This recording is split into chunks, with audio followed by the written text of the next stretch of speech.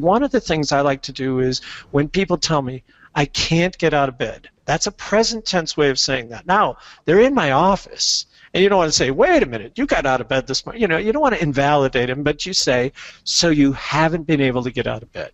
Mm-hmm.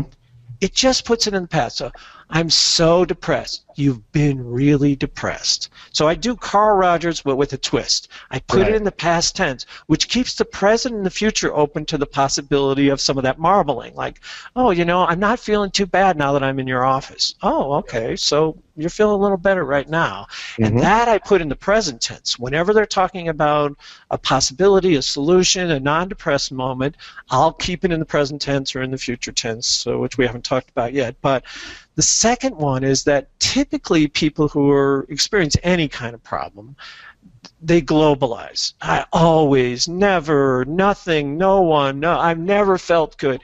And that's the thing. You know, when I was a psychology student, I studied the state-dependent learning. When you study in a blue room, you remember better in that blue room. When you have a certain emotion, you tend to remember things that are compatible with that emotion. So when you ask people about their memories when they're depressed, they typically remember the bleakest moments of their life, the most depressing moments of their life, the failures, the disappointments, the shame. And so reminding people that it's not all or nothing by, again, a slight nuance of language. When they say, I've always been a loser, you say, so a lot of times you've been disappointed in how things have gone.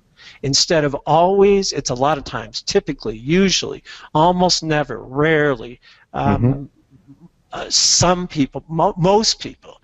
You got to be careful not to minimize, you know, and say, well, a couple of times you lost, you know, you were a loser. Yeah. That would be too minimizing. So it's that slight change from all or nothing to most of the time, usually, typically. And so that's the second method I use to just introduce a little possibility into this bleak all or nothingness.